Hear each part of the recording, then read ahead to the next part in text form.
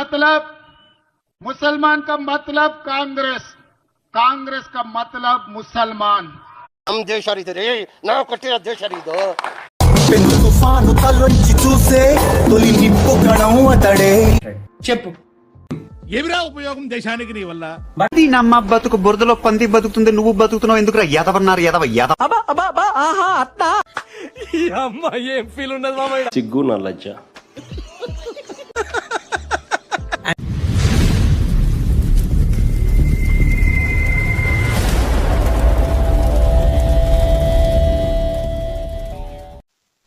ನಮಸ್ಕಾರ ವೀಕ್ಷಕರೇ, ನಾನು ಹಿಂದೂ ಶಿವಸೇನಾ ಯೂಟ್ಯೂಬ್ ಚಾನಲ್ಗೆ ಸ್ವಾಗತ.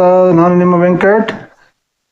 ವೀಕ್ಷಕರೇ, ಇವತ್ತು ಮತ್ತೊಮ್ಮೆ ನಮ್ಮ ಕಾಂಗ್ರೆಸ್ ಪಾರ್ಟಿಯಾದಂಥ ಗಾಂಧಿ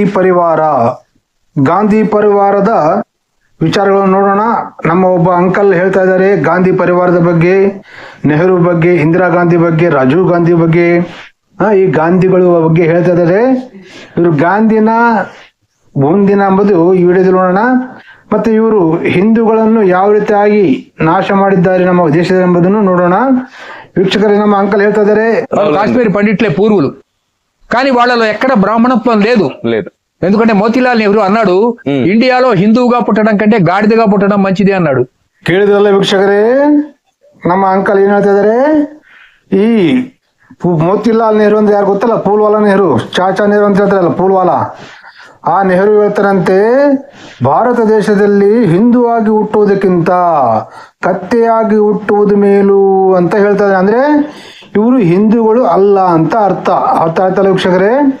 ಸೊ ಹಿಂದೂಗಳನ್ನು ಮೋಸ ಮಾಡಲು ಭಾರತ ದೇಶದಲ್ಲಿ ಹಿಂದೂಗಳ ವೇಷ ಹಾಕೊಂಡು, ಹಿಂದೂಗಳ ಹೆಸರಿಟ್ಟುಕೊಂಡು ಇಷ್ಟು ವರ್ಷ ನಮ್ಮ ದೇಶವನ್ನು ಮೋಸ ಮಾಡಿದ್ದಾರೆ. ಇಷ್ಟು ವರ್ಷ ನಾವು ಇನ್ನ ಗುಲಾಮಗಿರಿಯಲ್ಲಿ ಇದ್ದೀವಿ ವೀಕ್ಷಕರೇ. ಹಿಂದೂಗಳೇ, ಯಾವತ್ತು 2014 ಬಿಜೆಪಿ ಸರ್ಕಾರ, ಮೋದಿ ಸರ್ಕಾರ ಬಂತು, ಆವತ್ತೇ ನಮ್ಮ ದೇಶಕ್ಕೆ ನಿಜವಾದ ಸ್ವಾತಂತ್ರ್ಯ ಬಂದಿದ್ದು ಅದು ಹಿಂದೂಗಳಿಗೆ ಮಾತ್ರ. ಸೊ ವೀಕ್ಷಕರೇ, ಮುಂದೆ ಕೇಳಿ. Okay, this is Motilal Nehru statement. ఎందుకు ఆ స్టేట్మెంట్ ఎందుకు వచ్చిందంట? ఎందుకో ఆయనకి హిందూయిజం అంటే అంత తెక్కబుట్ట కొట్టింది. ఓకే, అలాగే జవహర్లాల్ నెహ్రూ అన్నాడు, I'm a Christian by education, I'm a Muslim by faith, and I am a Hindu by an accident of birth. ಕೇಳಿದ್ರಲ್ಲ ವೀಕ್ಷಕರೇ, ಏನ್ ಹೇಳ್ತಿದ್ದಾರೆ ಅಂಕಲ್ ಅವರು. ಪೂಲ್ವಾಲಾ ನೆಹರು ಏನ್ ಹೇಳಿದಾನಂತೆ, I am education but Christian, ಅಂದ್ರೆ ಕ್ರಿಶ್ಚಿಯನ್ ದೇಶದಲ್ಲಿ ನಾನು ಓದಿದ್ದೇನೆ, ಮುಸ್ಲಿಂ ಆಗಿ ಹುಟ್ಟಬೇಕಾಗಿತ್ತು, ಆದ್ರೆ ಆಕಸ್ಮಿಕವಾಗಿ ಹಿಂದೂ ಧರ್ಮದಲ್ಲಿ ಹುಟ್ಟಿದ್ದೇನೆ ಅಂತ ಹೇಳಿದಂತೆ, ತಪ್ಪಾಗಿ ಹುಟ್ಟುಬಿಟ್ಟಿದ್ದೀನಿ ಹಿಂದೂ ಧರ್ಮದಲ್ಲಿ ಅಂತ ಹೇಳಿದಂತೆ. ವಿಚಾರ ಮಾಡಿ, ಇಷ್ಟು ವರ್ಷ 75 ವರ್ಷ ನಮ್ಮನ್ನು ಎಷ್ಟು ಮೋಸ ಮಾಡಿದ್ದಾರೆ ಇವರು. ಮತ್ತೆ ಮುಸ್ಲಿಮರಿಗೆ ವಕ್ಫ್ ಬೋರ್ಡ್ ಕಾನೂನು ಮಾಡಿಕೊಟ್ಟಂತ ನೀಚರು ಈ ಗಾಂಧಿ ಪರಿವಾರದವರು. ವಕ್ಫ್ ಬೋರ್ಡ್ ಕಾನೂನು ಏನಂತ ಗೊತ್ತಲ್ಲ ನಿಮ್ಗೆ? ಭಾರತ ದೇಶದಲ್ಲಿ ಯಾವ ಆಸ್ತಿ ಆದ್ರೂ ಇದು ನಮ್ದು ಅಂತ ಹೇಳ್ಬಿಟ್ರೆ ಆಯ್ತು ಅಂತ, ಅದು ಅವ್ರದೇ ಅಂತೆ, ಯಾವನಿಗೆ ಕೇಳುವ ಹಾಗೆ ಇಲ್ಲ. ನೋಡಿ, ಅವರಿಗೆ ದೇಶ ಕೊಟ್ಟು, ಪಾಕಿಸ್ತಾನದ ಮುಸ್ಲಿಮರಿಗೆ ದೇಶ ಕೊಟ್ಟು, ಆ ಸಮಯದಲ್ಲಿ 50 ಕೋಟಿ ರೂಪಾಯಿ ಕೊಟ್ಟು, ಮತ್ತೆ ಇಲ್ಲಿರ್ತಕ್ಕಂಥ ಮುಸ್ಲಿಮರು ಇಟ್ಕೊಂಡು, ಮತ್ತೆ ಮುಸ್ಲಿಮರಿಗೆ ವಕ್ಫ್ ಬೋರ್ಡ್ ಕಾನೂನು, ಪ್ರತ್ಯೇಕ ಕಾನೂನುಗಳನ್ನು ಮಾಡಿಕೊಟ್ಟು, ಸಂವಿಧಾನವನ್ನು ತುಳಿದು, ಅವ್ರಿಗೆ ತ್ರಿಬಲ ತಲಾಕು, ಅವ್ರಿಗೆ ಏನೇನು ಕಾನೂನು ಎಲ್ಲ ಮಾಡಿಕೊಟ್ಟು, ವಕ್ಫ್ ಬೋರ್ಡ್ ಕಾನೂನು ಮಾಡಿಕೊಟ್ಟು, ಈ ದೇಶದಲ್ಲಿ ಯಾವ ಪ್ರಾಪರ್ಟಿ ಆದ್ರೂ ನಮ್ದಂದ್ರೆ ಅದು ಅವ್ರದೇ ಅಂತೆ, ಯಾರು ಕೇಳುವ ಹಾಗೆ ಇಲ್ಲ ಅಂತೇಳಿ ಅಂತ ಒಂದು ಕಾನೂನು ಮಾಡಿಕೊಟ್ಟಂತ ನೀಚ್ ಕಮೀನ್ ಕುತ್ತೆಗಳು ಈ ಕಾಂಗ್ರೆಸ್ ಗಾಂಧಿ ಪರಿವಾರದವರು. ಅರ್ಥ ಆಯ್ತಲ್ಲ ವೀಕ್ಷಕರೇ? ಈಗಲಾದ್ರೂ ಕಣ್ಣು ತೆರೆದು ಹಿಂದೂಗಳೇ, ಈಗಲಾದ್ರೂ ಕಣ್ಣು ತೆರೀರಿ. ಕಾಂಗ್ರೆಸ್ ಪಾರ್ಟಿಯಲ್ಲಿ ಇರ್ತಕ್ಕಂಥ ನಾಯಕರು ಹಿಂದೂಗಳಾದವರು ಕೂಡ ಕಾಂಗ್ರೆಸ್ ಪಾರ್ಟಿಯಲ್ಲಿದ್ದರೆ ಅವರು ಕೂಡ ದೇಶದ್ರೋಹಿಗಳು, ಧರ್ಮದ್ರೋಹಿಗಳು ಆಗ್ಬಿಡ್ತಾರೆ. ಈಗ ನೋಡ್ತಾ ಇದೀವಲ್ಲ, ಸಿದ್ದರಾಮುಲ್ಲಾ ಖಾನ್, DK ಶಿವಕುಮಾರ್ ಇವೆಲ್ಲ ಕಾಂಗ್ರೆಸ್ ಇದ್ದಾರಲ್ಲ. ಯಾರು? ಈ ರೇವಂತ್ ರೆಡ್ಡಿ ಮನೆ ಕಾಂಗ್ರೆಸ್ ಪಾರ್ಟಿ ತೆಲಂಗಾಣದಾಗ ಗೆತ್ತಲ್ಲ, ಆತ ಏನ್ ಹೇಳ್ತಾ ಇದ್ದಾನೆ ಚೆನ್ನಾಗಿ ಕೇಳಿ. मतलब मुसलमान का मतलब कांग्रेस, कांग्रेस का मतलब मुसलमान. ಕೇಳಿದ್ರಲ್ಲ ವೀಕ್ಷಕರೇ, ಕಾಂಗ್ರೆಸ್ ರೇವಂತ್ ರೆಡ್ಡಿ. ಅರ್ಥ ಆಯ್ತಲ್ಲ? Okay, this is Nehru's statement. They hate Hinduism. ಕೇಳಿದ್ರಲ್ಲ ವೀಕ್ಷಕರೇ, ಅಂಕಲ್ ಹೇಳ್ತಾ ಇದಾರೆ ಗಾಂಧಿ ಪರಿವಾರ, ನೆಹರು, ಇಂದಿರಾ ಗಾಂಧಿ, ರಾಜೀವ್ ಗಾಂಧಿ, ರಾಹುಲ್ ಗಾಂಧಿ ಇವರೆಲ್ಲ ಏನ್ ಹೇಳ್ತಾರೆ, ಐ ಹೇಟ್ ಹಿಂದೂಯಿಸಂ, ಹಿಂದೂ ಅಂದ್ರೆ ನನಗೆ ಅಸಹ್ಯ ಅಂತ ಹೇಳ್ತಾರಂತೆ.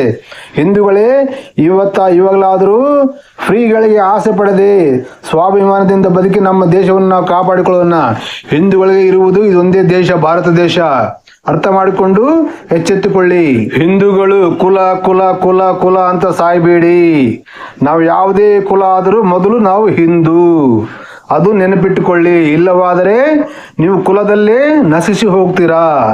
ನಿಮ್ಮ ದೇಶವನ್ನು ಮತ್ತೆ ಆಮೇಲೆ ಕುಲನೂ ಇರಂಗಿಲ್ಲ, ಏನೂ ಇರಲ್ಲ, ಮತ್ತೆ ಗುಲಾಮ್ಗಿರಿ ಮಾಡ್ಬೇಕಾಗತ್ತೆ. ವಿಚಾರ ಮಾಡಿಕೊಳ್ಳಿ, ఎచ్చెత్తుకొల్లి వీక్షకరే. ఆర్ఎస్ఎస్ మీద బ్యాన్ పెట్టిన వాడు ఇతను ఫస్ట్ లో మొదటి 1948లో జవహర్లాల్ నెహ్రూ, అవును. తర్వాత 1975లో ఆయన కుమార్తె. ಕೇಳಿದ್ರಲ್ಲಿ ವೀಕ್ಷಕರೇ, ಅಂಕಲ್ ಹೇಳ್ತಾ ಇದಾರೆ ನಮ್ಮ ದೇಶದಲ್ಲಿ RSS ಅಂದ್ರೆ RSS ಅಂದ್ರೇನು? ರಾಷ್ಟ್ರೀಯ ಸ್ವಯಂ ಸೇವಕ್ ಅಂತೇಳಿ ಅರ್ಥ. ಅಂದ್ರೆ ರಾಷ್ಟ್ರಕ್ಕಾಗಿ ಸ್ವಯಂವಾಗಿ ಸೇವೆ ಮಾಡುವುದು. ಈ ಕಾಂಗ್ರೆಸ್ ಪಾರ್ಟಿಯವರಿಗೆ ದೇಶಭಕ್ತರಂದ್ರೆ ಆಗುವುದಿಲ್ಲ. ರಾಷ್ಟ್ರಕ್ಕೆ ಸ್ವಯಂ ರಾಷ್ಟ್ರಕ್ಕೆ ಸೇವೆ ಮಾಡುವುದು ಆಗುವುದಿಲ್ಲ.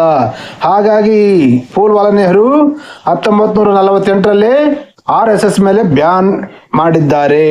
ಮತ್ತು 1975ರಲ್ಲಿ ಆಕೆಯ ಮಗಳು ಇಂದಿರಾ ಫಿರೋಜ್ ಖಾನ್ ಗಾಂಧಿ ಹೇಳ್ಬೇಕು, ಫಿರೋಜ್ ಖಾನ್ ಗ್ಯಾಂಡಿ ಯಾಕೆ ಹೆಸರು, ಇಂದಿರಾ ಗಾಂಧಿ ಅಲ್ಲ, ಇಂದಿರಾ ಫಿರೋಜ್ ಖಾನ್ ಗ್ಯಾಂಡಿ.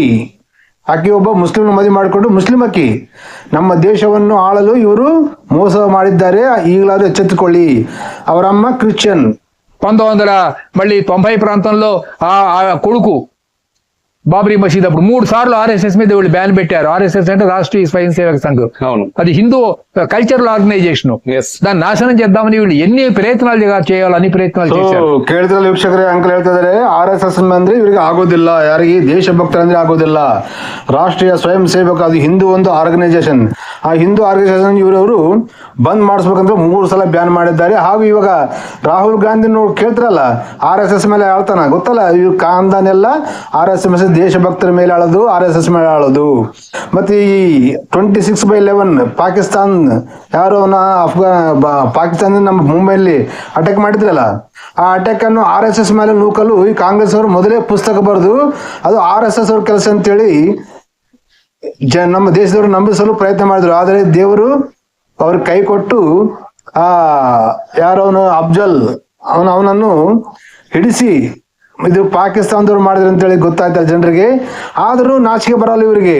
ನಾಚಿಕೆಲ್ಲ ಜನ್ಮ ಅಂದ್ರೆ ಕಾಂಗ್ರೆಸ್, ಗಾಂಧಿ ಪಾರ್ಟಿ, ಗಾಂಧಿ ಪರಿವಾರ. ಅರ್ಥ ಆಯ್ತಲ್ಲ ವೀಕ್ಷಕರೇ? ಕೇಳಿ. ఇప్పుడు చరిత్రను దాచిపెడితే ఎక్కడ దాగుతుందండి? అవును. చరిత్రను దాచిపెట్టేవాడు చరిత్రహీనుడు అవుతాడు. ಗೊತ್ತಾಯ್ತಲ್ಲ ವೀಕ್ಷಕರೇ? ಕೇಳಿದಲ್ಲ, ಚರಿತ್ರೆಯನ್ನು ಮುಚ್ಚಿಡಲು ಈ ಗಾಂಧಿ ಪರಿವಾರ ಮಾಡಬಾರದೆಲ್ಲ ಮಾಡಿದಾರ. ಚರಿತ್ರೆ ಮುಚ್ಚಿ ಇಡಬೇಕಾದ್ರೆ ಆಗತ್ತಾ? ಸತ್ಯ ಯಾವತ್ತಾದ್ರೂ ಒಂದೇ ಹೊರಗೆ ಬರಲೇಬೇಕಲ್ಲ. ಸುಳ್ಳಿಗೆ ಸುಖವಿಲ್ಲ, ಸತ್ಯಕ್ಕೆ ಯಾವತ್ತು ನಷ್ಟ ಇಲ್ಲ. ಹಾಗಾಗಿ ವೀಕ್ಷಕರೇ, ಇವಾಗಾದ್ರೂ ಹಿಂದೂಗಳು ಎಚ್ಚೆತ್ತುಕೊಂಡು, ಇದು ನಮ್ಮ ಭಾರತ ದೇಶ ಹಿಂದೂ ಸಂಸ್ಕೃತಿ ದೇಶ. ಈ ಕ್ರಿಶ್ಚಿಯನ್ ಮತ, ಮುಸ್ಲಿಂ ಮತ ನಮ್ಮ ದೇಶಕ್ಕೆ ಬಂದಂತ ಮತಗಳು, ಹೌದಲ್ಲ? ಕ್ರಿಶ್ಚಿಯನ್ ಮತ ಇಸ್ರೇಲ್ ನಲ್ಲಿ ಹುಟ್ಟಿದ್ದು, ಮುಸ್ಲಿಂ ಮತ ಅರಬ್ ದೇಶದಲ್ಲಿ ಹುಟ್ಟಿದ್ದು, ಅದು ನಮ್ಗೆ ಸಂಬಂಧ ಇಲ್ಲ. ಆದ್ರೆ ಇಲ್ಲಿ ದೇಶದಲ್ಲಿರ್ತಕ್ಕಂಥ ಎಲ್ಲರೂ ಮುಸ್ಲಿಮರಲ್ಲ, ಕ್ರಿಶ್ಚಿಯನ್ರಲ್ಲ, ಇವರು ಎಲ್ಲರೂ ಹಿಂದೂಗಳೇ. ಇವ್ರು ಯಾಕೆ ಇಡೀ ಪ್ರಪಂಚವೆಲ್ಲ ಸನಾತನ ಧರ್ಮದ ಹಿಂದೂಗಳೇ ಇದ್ದಿದ್ದು. ಆದ್ರೆ ಈ ಕ್ರಿಶ್ಚಿಯನ್ ಮತ ಇಸ್ರೇಲ್ ನಲ್ಲಿ ಫಸ್ಟ್ ಉಟ್ಕೊಂಡಿದ್ದು ಕ್ರಿಶ್ಚಿಯನ್ ಮತ. ಆ ಮತ ಉಟ್ಕೊಂಡು ಎಲ್ಲಾ ದೇಶಗಳಲ್ಲಿ ಹೋಗಿ ಕೊಲೆ ಮಾಡಿ, ಕತ್ತಿ ತೋರಿಸಿ, ಭಯ ತೋರಿಸಿ, ರಕ್ತಪಾತ ಮಾಡಿ, ಬಲವಂತವಾಗಿ ಮತಾಂತರ ಮಾಡಿದವರೇ ಇವತ್ತು ಇಷ್ಟೊಂದು ಕ್ರಿಶ್ಚಿಯನ್ ದೇಶಗಳಾಗಿರುವ ಸಾಧ್ಯ ಆಗಿದೆ. ಈ ಕ್ರಿಶ್ಚಿಯನ್ ಮತ ಹುಟ್ಟಿದ 500 ವರ್ಷಗಳ ನಂತರ ಈ ಅರಬ್ ದೇಶದಲ್ಲಿ ಕುರಾನ್ ಹುಟ್ಕೊಂತು. ಆ ಬೈಬಲನ್ನೇ ಕಾಪಿ ಹೊಡ್ಕೊಂಡು ಇವ್ರು ಕುರಾನ್ ಬರ್ಕೊಂಡ್ರು. 500 ವರ್ಷ ಆದ ನಂತರ ಬಂದದ್ರಿಂದ ಇವತ್ತು ಮುಸ್ಲಿಂ ದೇಶಗಳು ಬಹಳ ಕಡಿಮೆ ಇವೆ. ಕ್ರಿಶ್ಚಿಯನ್ ಮತ ಮೊದಲು ಹುಟ್ಟಿದ್ರಿಂದ ಕ್ರಿಶ್ಚಿಯನ್ ದೇಶಗಳು ಜಾಸ್ತಿ ಆಗಿವೆ. ಅರ್ಥ ಆಯ್ತಲ್ಲ ವೀಕ್ಷಕರೇ? ಸೊ ನಮ್ಮ ದೇಶದಲ್ಲಿ ಇರ್ತಕ್ಕಂಥವ್ರು ಎಲ್ಲರೂ ಹಿಂದೂಗಳೇ, ಆದ್ರೆ ಇವರು ಮುಸ್ಲಿಮರಲ್ಲ. ಇವರನ್ನು ಮತಾಂತರ ಮಾಡಿದವರೆಲ್ಲರೂ ಈಗಲಾದ್ರೂ ಎಚ್ಚೆತ್ತುಕೊಂಡು ನಮ್ಮ ದೇಶವನ್ನು ಎಲ್ಲರೂ ಗರ್ವಾಪ್ಸಿಯಾಗಿ ನಮ್ಮ ದೇಶವನ್ನು ಬಲವಂತವಾದ ದೇಶ ಹಾಗೂ ಶಕ್ತಿವಂತವಾದ ದೇಶ ಮಾಡಬೇಕಂತೇಳಿ ಎಲ್ಲರಲ್ಲಿ ಪ್ರಾರ್ಥನೆ ಮಾಡ್ತಾ ಇದ್ದೇನೆ ವೀಕ್ಷಕರೇ. ಈ ಗಾಂಧಿ ಪರಿವಾರವನ್ನು ನಂಬಬೇಡಿ, ಬಾಯ್ಕಾಟ್ ಮಾಡ್ರಿ. ಈ ಗಾಂಧಿ ಪರಿವಾರವನ್ನು ನಮ್ಮ ದೇಶ ಬಿಟ್ಟು ಓಡಿಸ್ಬೇಕು. ಈ ರಾಹುಲ್ ಫಿರೋಜ್ ಖಾನ್ ಗ್ಯಾಂಡಿ ಇದನ್ನಲ್ಲ, ಈ ರಾಹುಲ್ ಫಿರೋಜ್ ಖಾನ್ ಗ್ಯಾಂಡಿ ಮುಸ್ಲಿಮು, ಹಿಂದೂ ಅಲ್ಲ. ಹಿಂದೂಗಳನ್ನು ಮೋಸ ಮಾಡಲು ಆ ಹಿಂದೂಗಳ ಹೆಸರು ಇಟ್ಕೊಂಡಿದ್ದಾರೆ.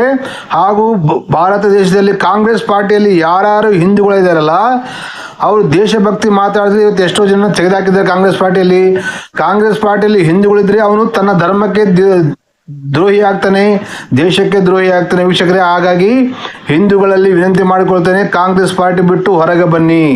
ನಿಮಗೆ ದೇಶ ಸೇವೆ, ಜನರ ಸೇವೆ ಮಾಡಬೇಕಂತ ಬಂದಿದ್ರೆ ಹೊರಗೆ ಬನ್ನಿ. ಇಲ್ಲ ನಿಮ್ಮ ಸ್ವಾರ್ಥಕ್ಕಾಗಿದ್ದರೆ ಆ ಪಾರ್ಟಿಯಲ್ಲಿ ಬಿದ್ದು ಕೊಳ್ತು ಹೋಗ್ರಿ.